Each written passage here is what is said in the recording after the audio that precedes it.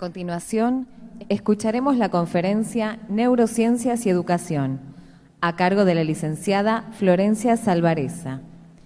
La licenciada Florencia Salvareza es directora del Departamento de Lenguaje de INECO, directora del Instituto de Neurociencias y Educación, de la Fundación INECO. Es egresada de la carrera de Letras con especialización en Lingüística de la Universidad de Buenos Aires. Fue profesora de la Universidad de Buenos Aires y de la Universidad de Belgrano. Fue becaria Fulbright, becaria del CONICET y becaria de la Universidad de Amberes y de la International Pragmatics Association. Fue visiting scientist en el MIT, Cambridge, USA, con Noam Chomsky como mentor y trabajó en el BA Medical Administration de Boston. Fue coordinadora del área de lenguaje infantil en el Centro de Investigaciones Neurológicas Raúl Carrea. FLENI. Es oradora invitada de múltiples congresos y cursos en el campo de la neurociencia educacional, lenguaje y dislexia en diversos países de la región, incluyendo Argentina, Perú y Chile. Es profesora asociada de la Universidad Favaloro. Buenos días. Bueno, vamos a ver, ¿me pones?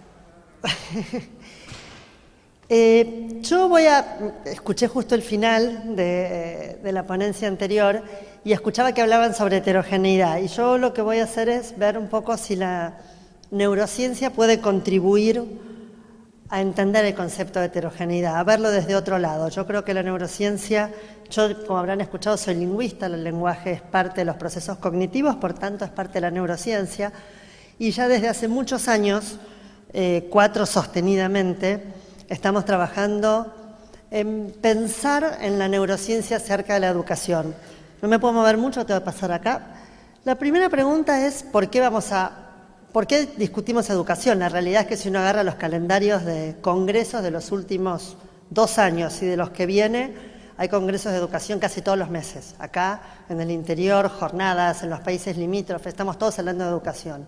Entonces uno se pregunta, ¿por qué? La verdad que está buenísimo que hablemos de educación, deberíamos haber hablado todos estos años que pasaron mucho más. Entonces la primera pregunta es si hablamos de educación por esto, ¿por qué nuestros resultados de las pruebas de PISA son tan malos? Hay cosas tal vez que se han hecho más o menos bien, pero la realidad es que los resultados educativos no lo reflejan. Entonces tenemos que pensar qué pasa que los resultados educativos no lo reflejan. Si antes éramos uno de los grandes países educativos de Latinoamérica, ¿por qué ahora no? También tenemos que preguntarnos si eso era así, seguramente sí, pero no había pruebas estandarizadas, era más mediciones subjetivas o parciales. La otra pregunta es un cuento bastante común que hay, que dicen que si un señor, cualquiera de nosotros, hubiera entrado en coma absoluto en los años 60, en los años 50, en los años 70, y nos despertáramos ahora, saldríamos a la calle y miraríamos y diríamos qué autos raros, veríamos que la gente habla con cosas por la mano, que habla por teléfono, que pone unas pantallas y habla con gente que está a miles de kilómetros de distancia, o como vi yo el otro día un Dick Tracy en un congreso, un señor hablaba así, porque tenía un reloj que era teléfono, y que se sentiría totalmente fuera, descolocado del mundo, hasta que entraría a un colegio y diría, finalmente un lugar conocido. Porque la educación no cambió nada. Unos podríamos pensar de cuándo es ese aula, de cuándo es ese colegio, y la verdad que no tenemos, salvo algunas cuestiones de que esté el piano en el aula, por ejemplo, es lo que más nos llamaría la atención. Podríamos, a ver acá, sí que pasa, ahí. Acá lo que más nos llamaría la atención es la ropa, pero no mucho más. Y si avanzamos un poco más, nos llamaría la atención que hay computadoras en el aula. Pero la realidad es que el sistema educativo no cambió nada. Cambió poquísimo. Entonces, probablemente esta es la razón por la que estamos conversando tanto acerca de educación. Y entonces, la primera pregunta que nos hacemos es, ¿cuánto avanzó la ciencia en todo este periodo? ¿Cuánto avanzó la ciencia desde 1960, desde 1970? Voy a ser mucho más generosa. ¿Cuánto avanzó la ciencia desde 1980 hasta ahora? Muy poco tiempo. Y, a ver, en el devenir social, en el devenir de una cultura, en el devenir de una comunidad, 35 años no es nada. ¿Cuánto cambió la ciencia durante ese periodo? Muchísimo. Lo que avanzó el conocimiento del cerebro durante estos años es inconmensurable. ¿Y por qué hablamos de cerebro? Porque todo lo que hacemos lo hacemos con el cerebro, pero sobre todo, todos los procesos para aprender son procesos cognitivos. Usamos el cerebro para todo, con el cerebro comemos, con el cerebro aprendemos, nos enamoramos, hablamos, hacemos todo. Sin cerebro no somos personas. Entonces, es lógico pensar que estos avances del cerebro puedan llegar a educación. Y entonces uno se pregunta, ¿cuánto de todo esto, cuánto del avance en la neurociencia, cuánto del avance en el conocimiento del cerebro llegó a la educación? Poco, casi nada. Y lo peor, lo que llegó es por lo menos de dudosa calidad, que es un poco lo que vamos a ver ahora. Yo lo que les voy a contar es un poco lo que llegó, un poco lo que debería llegar, y finalmente voy a hablar un poco del concepto de heterogeneidad e inclusión desde la neurociencia. Y entonces, cuando uno piensa en neurociencias y educación, se pregunta si es un puente, y ahora van a ver por qué usamos la idea del puente, si es un puente que se está uniendo y en algún momento pasará el barco, bajarán la neurociencia de un lado y la educación del otro, y finalmente tengamos un encuentro. Porque yo quiero dejar una cosa más que clara.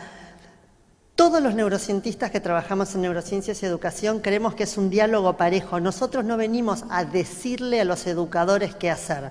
Venimos a conversar con los educadores y los gestores de políticas educativas acerca de, entre los tres, cómo podemos mejorar el sistema. Esa es la única forma. No hay nadie que le vaya a decir al otro. Entonces, ¿este puente se va a juntar de un lado la educación y del otro lado las neurociencias? ¿O será así, un puente al que le falta una parte? Como postula en el trabajo probablemente fundacional del dominio de la neurociencia y la educación, que es ese trabajo del 97, como verán es bastante viejo para las ciencias, de Brower, que se llama A Bridge Too Far, un puente demasiado lejos.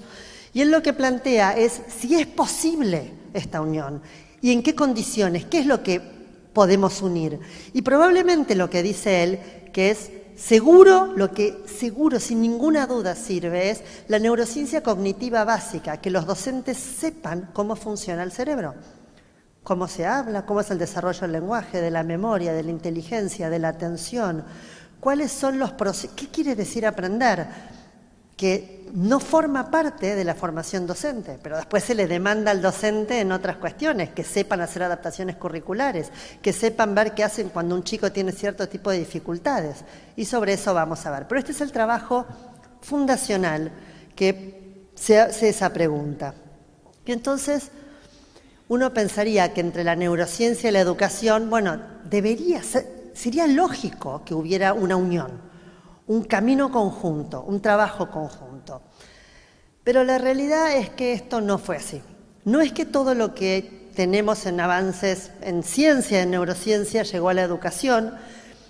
Y uno de los temas fundamentales es este. No es lo mismo el laboratorio donde se investiga la neurociencia que el aula donde están los chicos.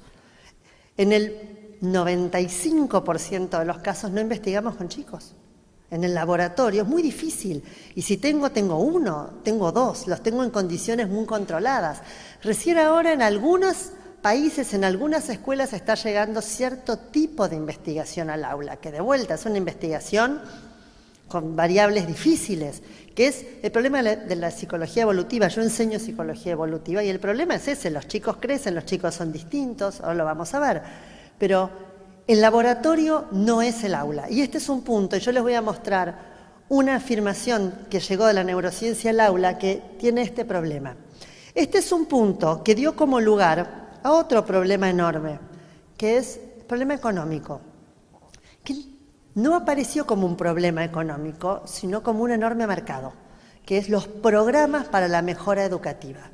Todos los programas que se hicieron como programas de marketing, tanto para la escuela como para la casa, y un ejemplo de estos es el famoso Baby Einstein, que se suponía que estaban basados en conceptos de la neurociencia y que permitían mejorar el trabajo del aula. Es decir, haga esto y sus alumnos aprenderán mejor. Un poco como los programas de autoayuda. Mírese al espejo, dígase 3 veces yo me amo y va a salir a la calle más feliz. Y había algo de esto. La idea es que todo esto llegó a la educación. Yo les voy a mostrar después 2 trabajos muy importantes que se dedicaron a pedido de programas gubernamentales a estudiar esto. Y dio como lugar el concepto de neuromitos, que es algo así como ideas para la educación que están basadas en algún concepto científico real, o por lo menos en alguna investigación científica, pero que son los puentes entre esa investigación científica y el aula, y bueno, hay que cruzar a nado el Pacífico. Pero llegaron como soluciones mágicas. Y entonces, el problema de esto es que la mayoría cree que son verdades. Yo voy a trabajar ahora, yo les voy a contar sobre algunos de estos que les van a sorprender. Muchas veces la gente se va diciendo, no puede ser, no puede ser, no puede ser, a mí me lo enseñaron, yo lo hago, yo lo sé. Y la realidad es que desde hace un año seguro y 2 años bastante, porque el paper más importante, el primero es el del 2012, ahora se los voy a mostrar, en todos los congresos mundiales de primera línea sobre neurociencias y educación, alguno de los investigadores principales en el área habla de esto. Porque el 90% de los docentes del mundo creen neuromitos. Así que no se sientan solos, no desesperen, vamos a trabajar. Yo les voy a pedir por ahí que levanten la mano por algunas afirmaciones y voy a trabajar sobre algunos muy arraigados, muy conocidos, algunos que obviamente uno diría no. Hay, por ejemplo, hay gente que, si yo les dijera que uno necesita tantos vasos de agua para que el cerebro funcione bien, uno diría, bueno, no sé si me parece que es así o no. La realidad es que muchísimos docentes dicen que sí, y no es que el cerebro necesita agua, el cuerpo humano necesita agua. No es que si los chicos no toman agua no aprenden. Si los chicos se deshidratan, se mueren. Es una afirmación totalmente distinta. O que tomar Coca-Cola o bebidas azucaradas o comer snacks hace que uno no esté atento o esté más atento o menos atento. No hay ningún estudio científico probado que una el tipo de alimentación al rendimiento educativo. Ninguno. Lo que sí sabemos es que la desnutrición destruye el sistema neurológico del ser humano. Entonces, no aprende, no nada. Sabemos que la desnutrición es un tema terrible, por eso sabemos que desde el punto de vista de políticas públicas es o debería ser número 1, prioridad gubernamental número 1. Pero después de eso, ¿qué come un chico o qué no come? Chicos, ¿cuántos de ustedes, si yo preguntara, no desayunan y no por eso no aprendían? Hay gente que no tiene la costumbre del desayuno, que es muy saludable. Pero yo voy a conversar sobre algunas cosas que no necesariamente porque estén ahí son neuromitos, pero hay algo, una afirmación muy general que dice que solo usamos el 10% del cerebro. De hecho, hay varias películas muy conocidas que aseveran esto. Lucy es una de ellas. Esta película lo que dice acá justamente, que tiene que ver con un escritor que toma cierta medicación para potenciar su cerebro. Si yo preguntara cuántos de ustedes, por lo menos hasta ahora, no sé, no digo que esto sea falso, dirían que esto es verdadero, ¿podrían levantar la mano? ¿Cuántos creen? No, les pediría que, si nadie los ve, levanten la mano. ¿Cuántos creen que uno usa el 10% del cerebro? Bien, la realidad, esto viene de una afirmación muy importante, como yo dije, nada sale de la nada, y es que Einstein dijo en un momento, solo usemos el 10% del potencial de nuestro cerebro. No es lo mismo el potencial que lo real. No es lo mismo lo que yo puedo que lo que yo tengo. Lo que dijo él, y también es una afirmación de un científico que no se dedicaba a cerebro, es esto. Y la realidad es que el cerebro es un sistema de redes que funciona en su pleno potencial, 100% todo el tiempo. Es falso, de falsedad absoluta, que usemos solamente el 10% del cerebro. ¿Por qué está tan extendido? La mayoría de los neuromitos están extendidos porque tienen cierto atractivo. Y el atractivo es que si yo tengo un alumno que solo funciona el 10% del cerebro, yo puedo hacer que funcione el otro 90%. Y entonces, la tarea docente es maravillosa.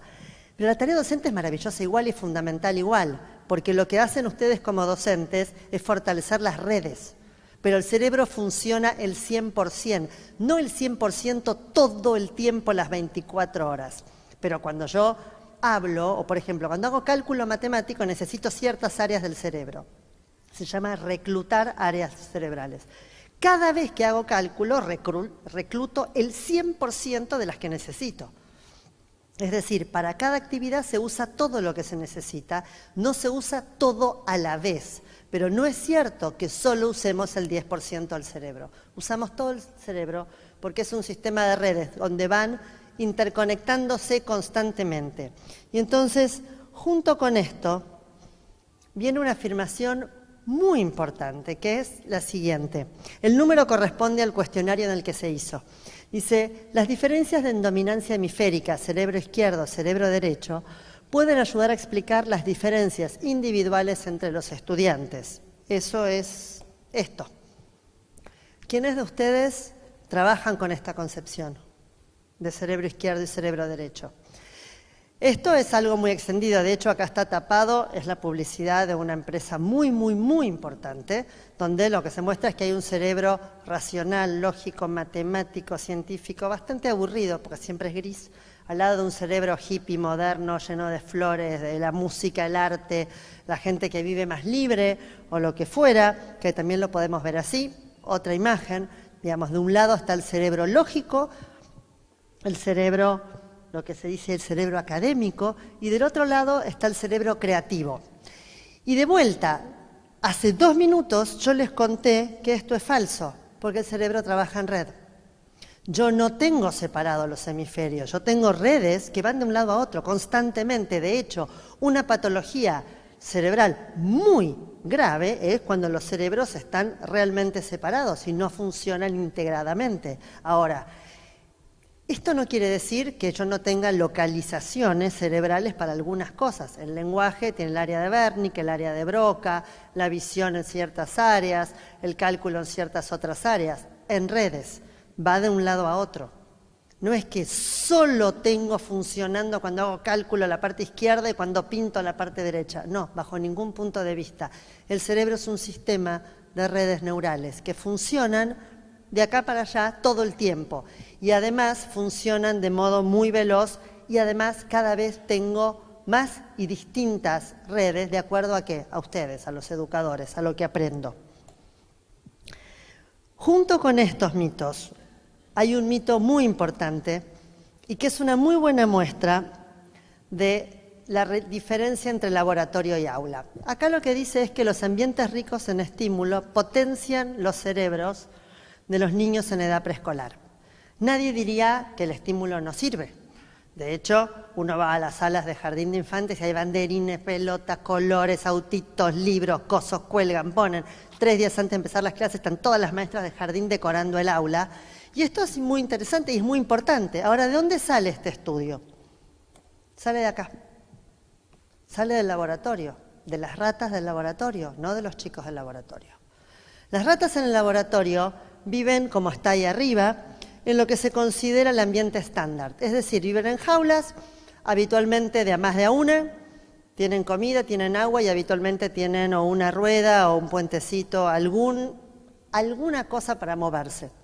Lo que se hizo en un estudio era deprivar a las ratas, sacar todos los estímulos que existen en su ambiente, dejarlas solas, solo le daban comida y agua en el momento de comer, tampoco tenía la posibilidad de, es decir, lo que se llama un ambiente empobrecido. Y a otras ratas las llevaron a Disney, les pusieron en una jaula llena de ratas, con 4 puentes, 3 ruedas, podían hacer de todo, tenían mucho más que en el ambiente estándar. Y lo que dice el estímulo, lo que dice el estudio es, las ratas en el ambiente empobrecido funcionan peor que en el ambiente enriquecido. No habla del ambiente estándar.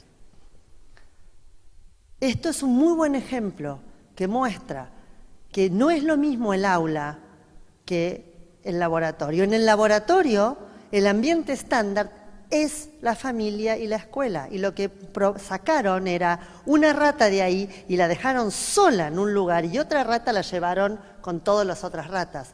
Entonces, las conclusiones más importantes de esto es que el ambiente natural es lo suficientemente rico en estímulos para el desarrollo infantil. Esto es lo más importante. Lo cual no quiere decir que uno tenga que sacar toda la decoración, los estímulos, no quiere decir que uno no tenga que estimular. Lo que quiere decir es que Baby Einstein no le cambia el cerebro a los chicos.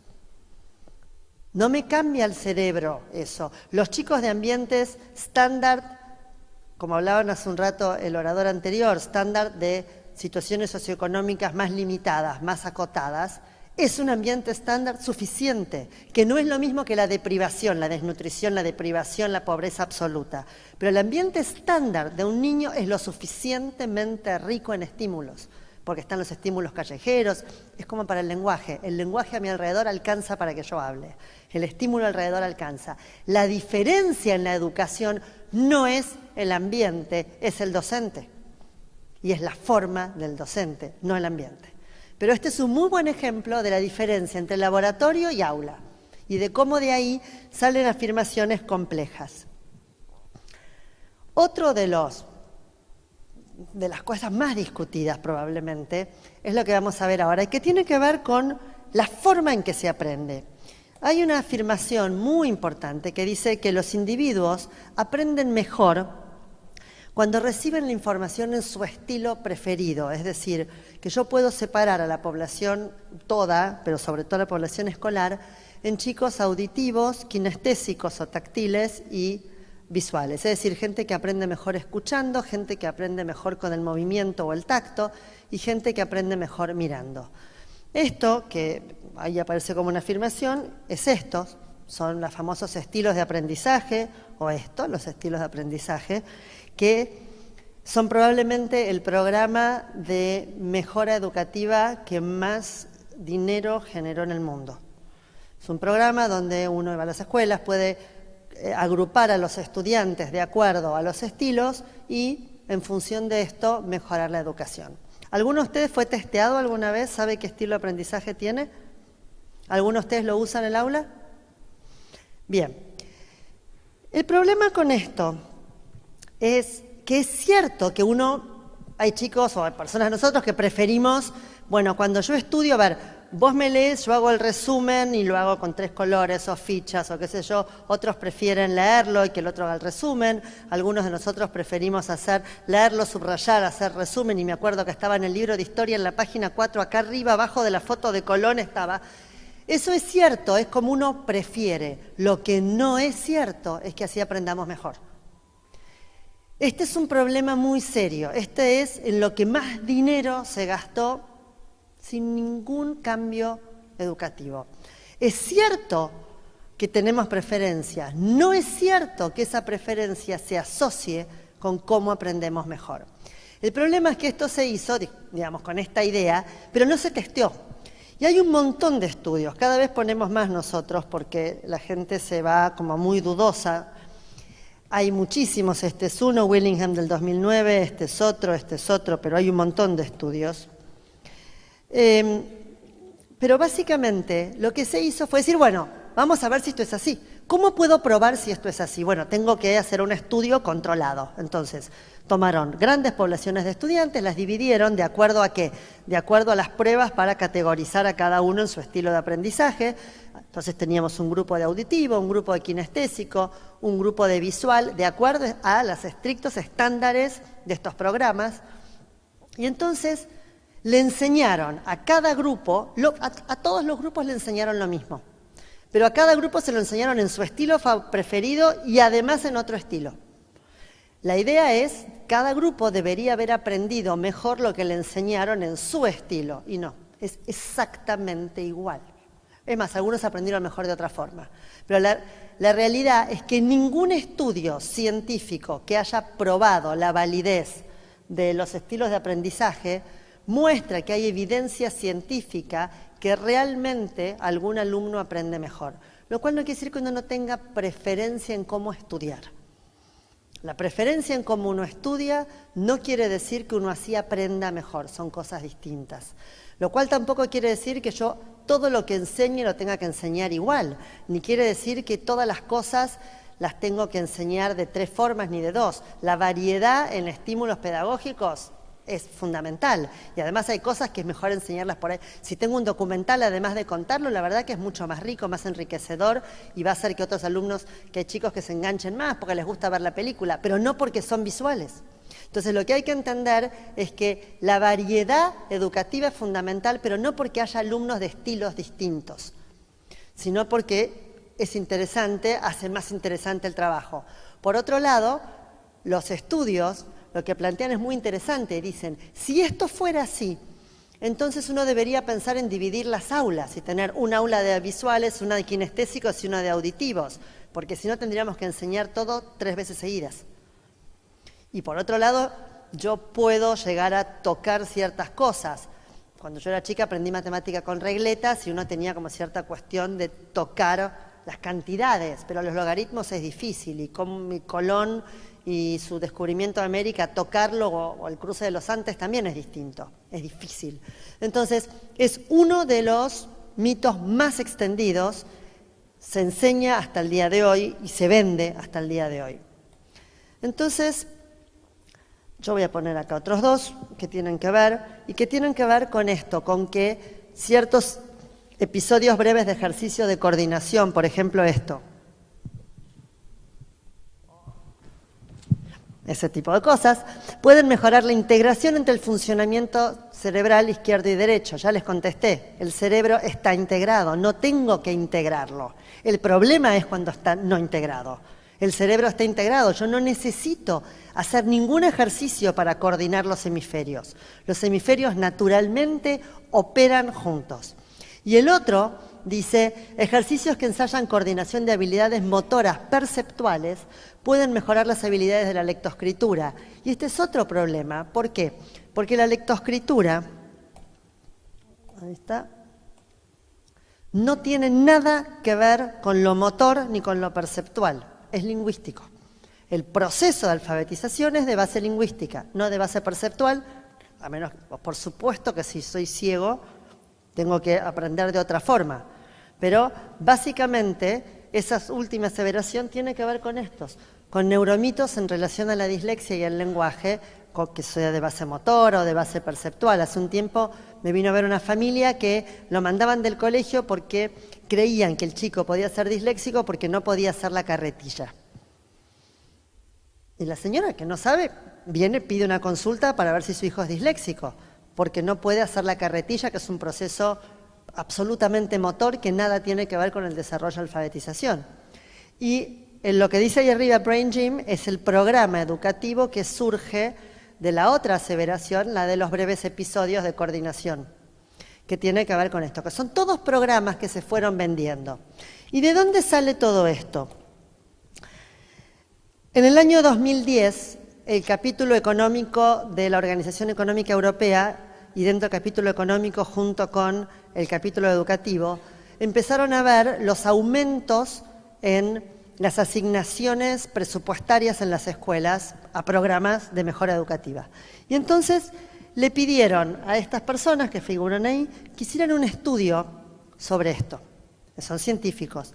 Y lo que hicieron fue estudiar una corte de 2 maestros en Inglaterra y en Holanda y ver, esos números son del cuestionario original, que yo lo tengo acá, después alguno lo quiere ver. Lo que hicieron fue, le daban el cuestionario a un montón de maestros que tenían que poner verdadero y falso. Y de ahí surgió el concepto de neuromito y ¿cuántos? El 80% de los docentes creen en neuromitos, creen que el cerebro funciona izquierdo-derecho, que hay estilos de aprendizaje, que uno usa el 10% del cerebro. Hay muchísimos más, muchísimos más.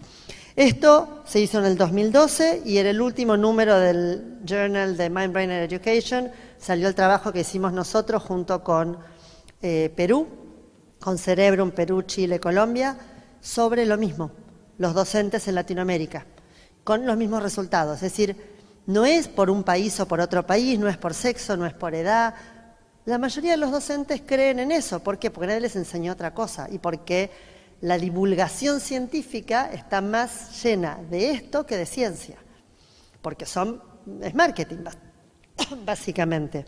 Entonces, ¿cuál es el problema de esto? Voy a quedar acá un poquito, no, bueno, dejo ahí, no importa. ¿Cuál es el problema de esto? El problema es que cuando una escuela compra estos programas, no le hace mal a nadie, eso estamos de acuerdo. Ningún alumno se va a ver perjudicado en su proceso escolar por el uso de ninguno de estos programas, lo cual es muy tranquilizador. Pero el tema tiene otras consecuencias. Cuando yo compro un programa de estos, lo compro para mejorar mi escuela, para mejorar el sistema educativo. Y entonces no sigo buscando otros programas porque ya tengo uno, por el que pagué, estoy trabajando, pagué mucho y creo que mejoro algo y no mejoro nada. El sistema educativo no cambia, gasté un montón de plata y dejo de prestar atención a otras cuestiones porque ya lo tengo. Si cuando uno ya tiene un novio o un marido, no busca otros. Cuando uno ya tiene el programa, habitualmente lo que pasaba es que esa elección de ciertos programas de trabajo es así, digamos. Nadie tiene tiempo para estar constantemente en la búsqueda de. Entonces, y sobre todo programas que realmente mejoran o que supuestamente mejoraban. Entonces, la gran consecuencia del uso de todos estos programas es que nada cambió, que se gastó un montón de dinero en cambiar sistemas educativos que no cambiaron en absolutamente nada. Y que además ahora tenemos que desandar sobre todo con ciertos mitos, sobre todo estilos de aprendizaje, cerebros, cuestiones de inteligencia, etcétera, etcétera. Pero ese señor que figura ahí es uno de los investigadores más importantes en desarrollo infantil y ahora en neurociencias y educación también, y él lo que dice es que básicamente seguro tenemos mucho que trabajar en conjunto, pero que hay que pensar, dice él, fuera del outside the box, hay que pensar pensamiento paralelo, hay que pensar distinto cómo trabajar juntos. Y entonces hay que pensar qué cosas realmente podemos hacer y de qué forma. Entonces yo lo que voy a hacer es ahora contarle algunas cosas que sí sabemos. Esto sí lo sabemos, son cuestiones científicas, no están acá citados todos los papers, el que quiere me manda un mail y yo le mando todo. Estos son hechos, no son opiniones, no es me parece que, son hechos de las neurociencias. Sabemos que entre el 7 y el 15% de la población mundial tiene trastornos de aprendizaje. Es un montón. Piensen en las escuelas donde trabajan, piensen en los distritos educativos, piensen en la cantidad de alumnos en los colegios. Es un montón, un montón. Y por trastornos de aprendizaje nos referimos a problemas para aprender, no cuestiones que afectan el desarrollo escolar, de índole familiar, económica, social, sino trastornos cognitivos que afectan el desarrollo escolar. Es un número altísimo, eso es un hecho. También sabemos, y acá viene un problema muy serio, que al finalizar primer grado, el 80% de los alumnos sabe leer. Para los que son de mi generación y más o menos, todos, cuando terminábamos primer grado, leíamos todos. Era normal, terminaba primer grado, uno entra a primer grado, no leía, salía a primer grado y leía. Este proceso, vamos a hablar ahora de la Argentina, se modificó y ahora se necesitan 3 años para aprender a leer. Primero, segundo y tercero es una unidad en la cual el niño se alfabetiza a lo largo de 3 años. ¿Por qué ahora se necesitan 3 años cuando antes con 1 alcanzaba? Y además cuando sabemos mundialmente que con 1 alcanza. Esto es un dato. Entonces, y el cerebro con el que aprendemos y con el que nos alfabetizamos es el mismo, pues la misma especie. ¿Por qué pasa esto? Y entonces la pregunta es, ¿qué cambió? El cerebro no puede haber cambiado en 20 años, ni en 30, ni en 50. Se necesita mucho más para cuestiones evolutivas. Entonces la pregunta es el método? Y la respuesta es sí. La respuesta lamentablemente es sí. Sabemos que el sistema global de alfabetización debe ser repensado. Por lo menos hay que replanteárselo, no hay que ser fundamentalista en nada, menos en cuestiones que tienen que ver con la educación y con la ciencia. Los mejores investigadores científicos se han equivocado y han vuelto sobre sus pasos. Eso es ciencia. Entonces sabemos que hay que replantearlo porque hay un grupo que queda en riesgo y para el resto del grupo es más lento. ¿Por qué? Porque sabemos que el método tradicional, grafema, fonema, es más eficaz. Mi mamá me ama, mi mamá me mima, es más eficaz desde el punto de vista del cerebro. Lo sabemos. También sabemos, contestándole a una señora que me hace un gesto muy cariñoso, que la práctica, el docente, con muchos años de experiencia, está mucho más cerca del conocimiento de la neurociencia que las políticas públicas educativas.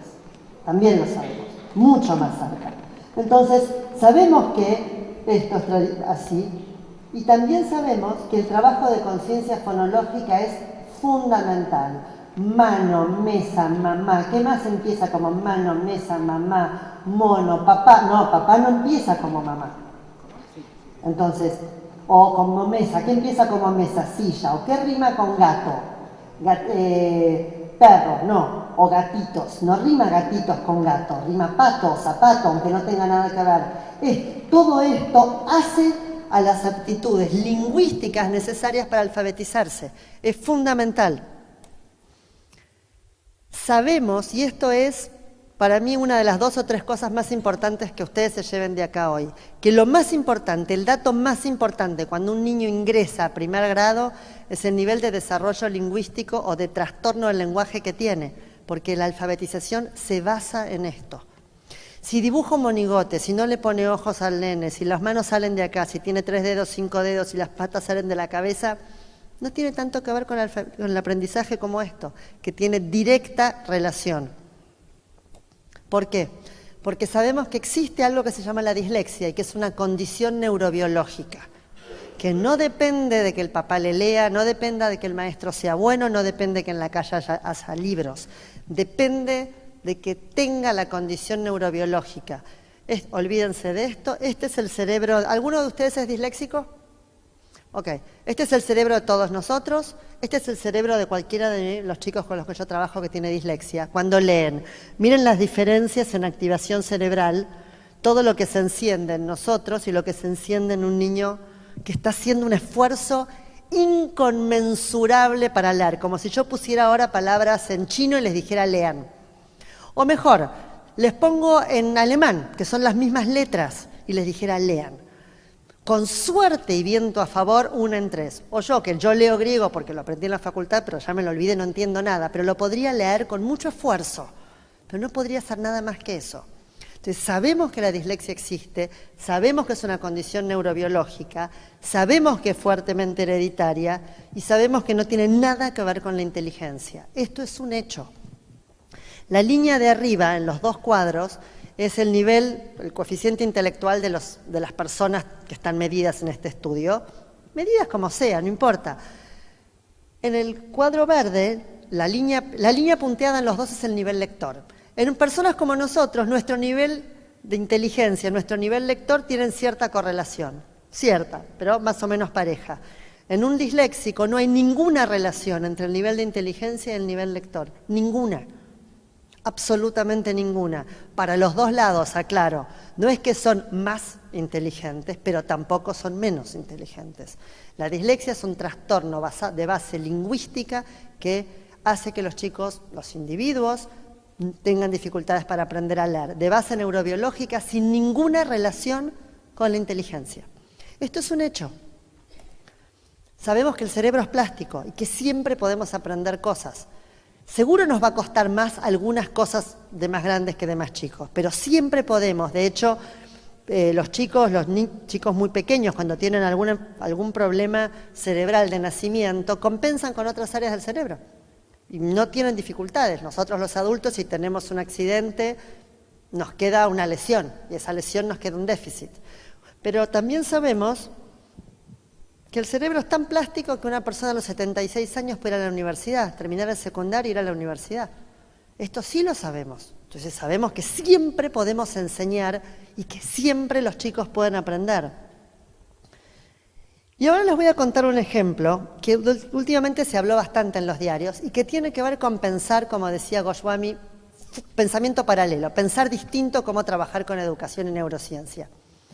Ustedes saben que existe el reloj biológico o el ritmo circadiano, que es a qué hora nos dormimos y a qué hora nos despertamos. Más o menos, a los bebés los van aprendiendo. De hecho, las madres en algún momento se les dice no le cambie más el pañal para enseñarle que es la noche.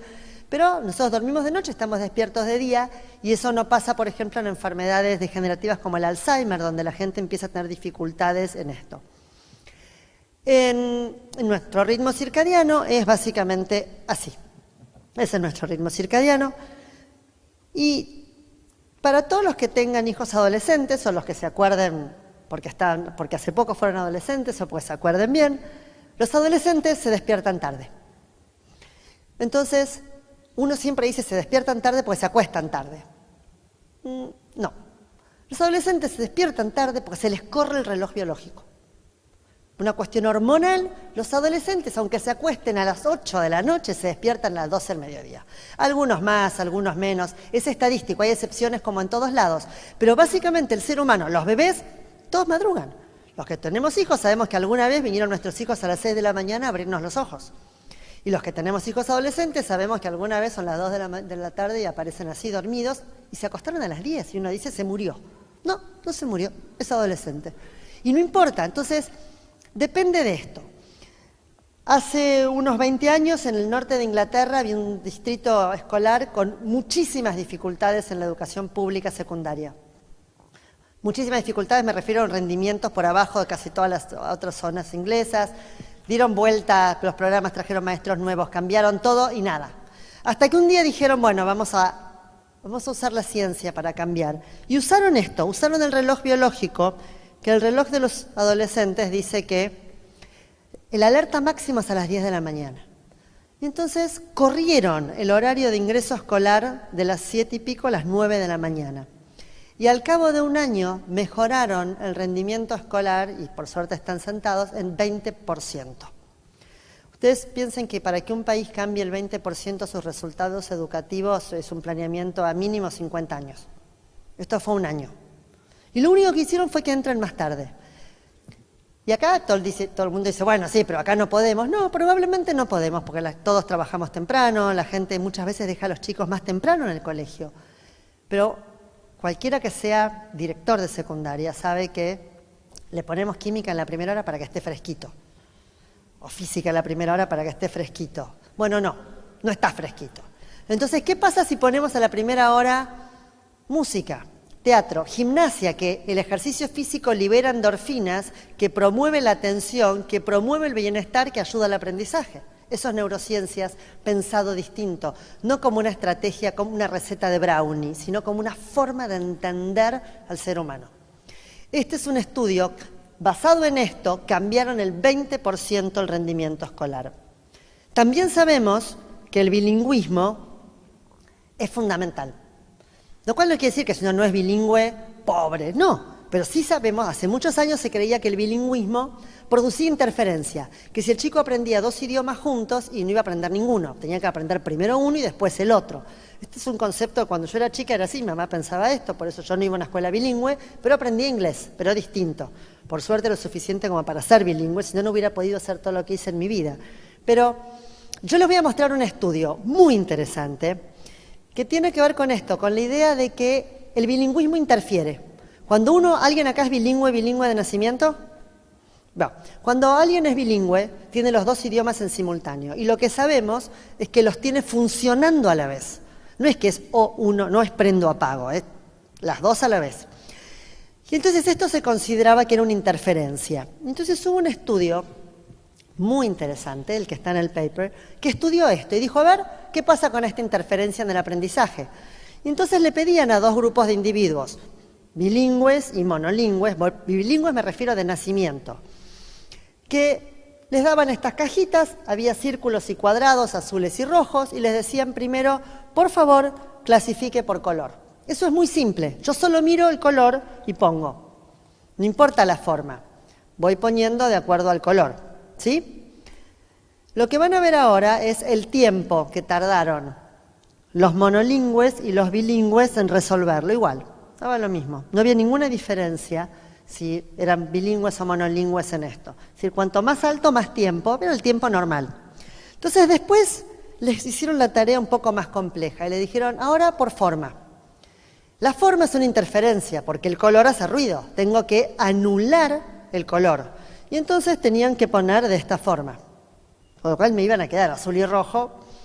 Y entonces tenían que ir juntando. Y lo que van a ver ahora es la diferencia, que el tiempo que tardaron los bilingües y el tiempo que tardaron los monolingües, la mitad.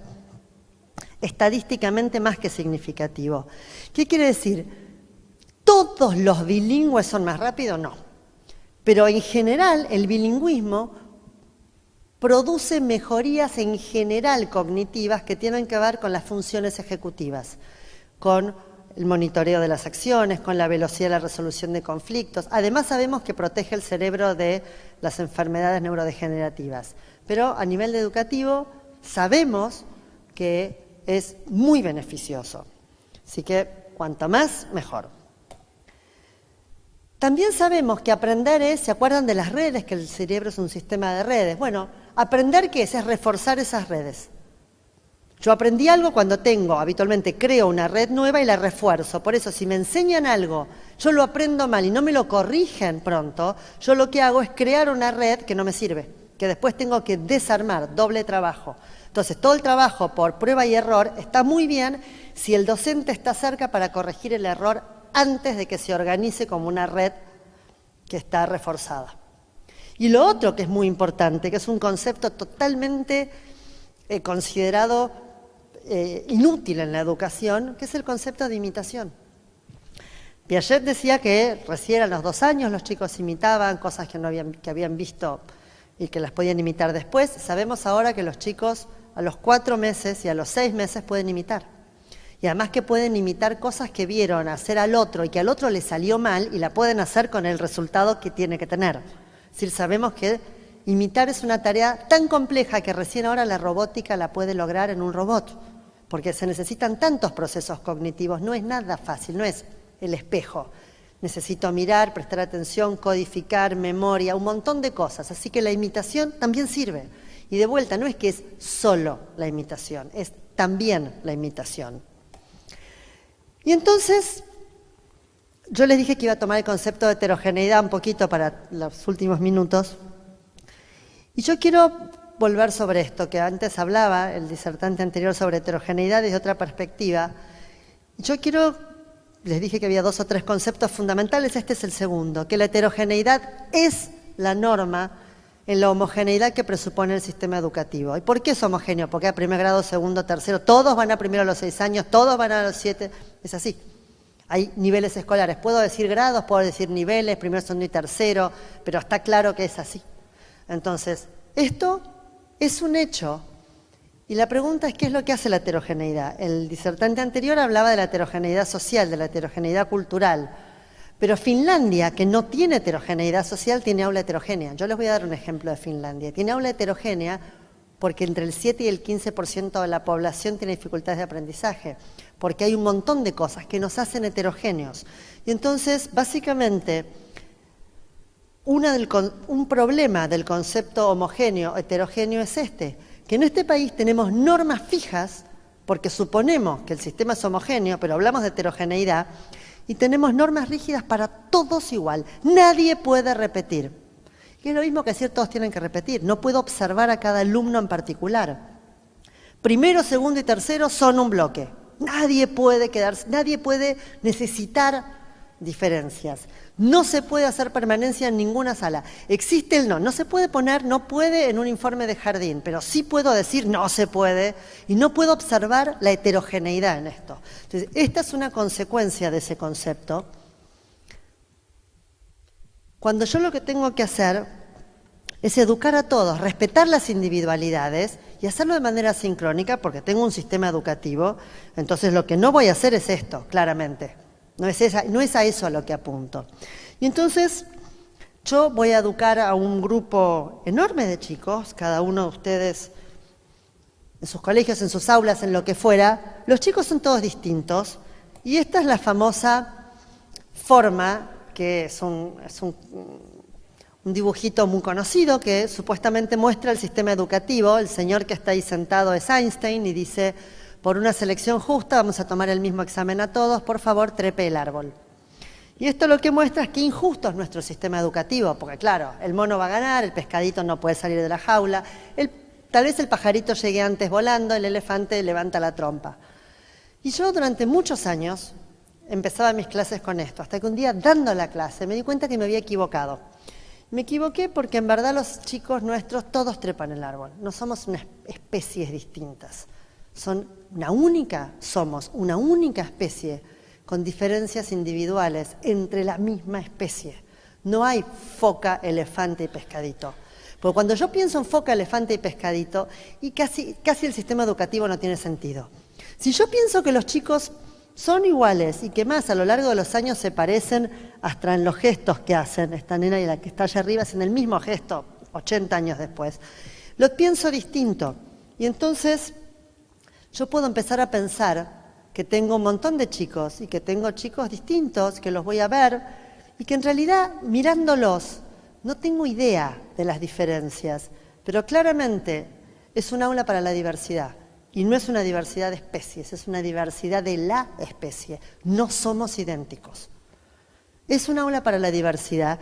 Y entonces uno se pregunta, ¿qué hace? ¿Qué hacemos cuando hay un distinto? Cuando en la mitad de los azules aparece el rojo. Cuando llega el chico al aula que necesita algo especial. ¿Qué hacemos? Si tenemos formas, todos nos vestimos de rojo, somos todos iguales. Acá no ha pasado nada. Somos todos, a todos nos pasa eso. O, no, acá no ha pasado nada, él es igual a nosotros. Como decía el otro día una mamá de una chica con síndrome de Down en una charla, me decía, cuando mi hija iba al colegio me decían, es igual a todos. Y yo les decía, no, no es igual a todos. Tenemos otra forma de pensarlo. Podemos pensar en la diversidad real. Somos distintos. Parecemos un montón, pero somos distintos. Y entonces, si nosotros entendemos esto, el concepto de la educación cambia. Y acá la neurociencia puede ayudar a entender esto. Y hay un libro muy interesante que es el concepto de neurodiversidad, que lo que pretende no es decir somos todos iguales, tampoco decir somos todos distintos, pero pretende entender. Esta es una persona que escribe sobre su hijo que tiene síndrome de Asperger y que lo que dice es que es una forma distinta de funcionar, no es una especie distinta. Y que de estos hay un montón. Y es la discusión que siempre tenemos en equipos de trabajo, si tal persona tiene tal cosa o si es un perfil de funcionamiento, una forma de funcionar. Y eso no es una patología, es una neurodiversidad. Y hay que entender la neurodiversidad, porque esto es lo que nos va a permitir entender el aula. Yo puedo tener chicos que tengan autismo, trastornos del desarrollo, que tengan discapacidad, de la que sea. Tengo con chicos que tienen déficits atencionales, trastornos del lenguaje, que tengan algún tipo de patología psiquiátrica, que tengan dislexia, lo que sea, pero el aula es para todos. El trabajo de los docentes cuando decidieron ser docentes es para todos. Nadie les dijo, van a enseñarles solo a los que pueden aprender. Les van a enseñar a los que pueden aprender y sobre todo a los que les cuesta. Porque ese es el desafío, ese es el aula. Entonces, en esta distinción, en entender la diversidad, nosotros neurocientíficos podemos ayudarlos a trabajar a entender cuáles son las dificultades, por qué un chico no puede aprender, por qué a un chico le cuesta más socializar, montones de cosas que tienen que ver con la tarea cotidiana del aula. Y entonces entra el concepto de integración. ¿Voy a integrar o voy a incluir? Son dos conceptos muy distintos. Cuando yo integro, solo pienso en el chico que integro. Y es distinto, es el rojo. Cuando yo pienso en incluir, pienso en todos.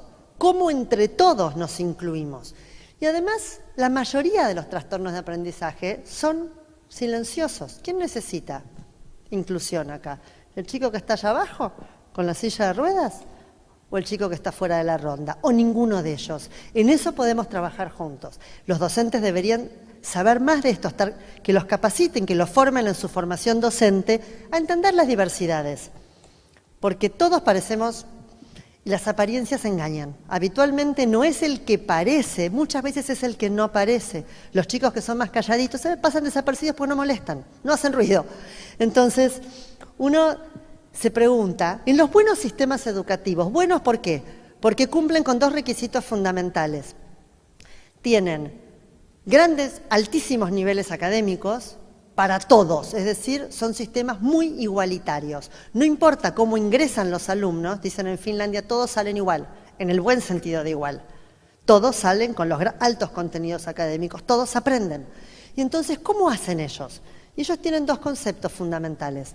Uno es esto, ambientes educativos únicos que reconozcan las diferencias individuales. No son ni todos azules ni todos rojos. Los chicos son distintos. ¿Y cómo hacen con esto? Piensen que la educación en Finlandia es totalmente pública, como la salud. Y entonces, la salud va a la escuela, porque todos los individuos van a las escuelas públicas, no hay privada. Entonces, yo no voy a llevar a mi hijo al pediatra después de hora. Va el pediatra a la escuela, revisa a todos. Va el dentista, revisa a todos.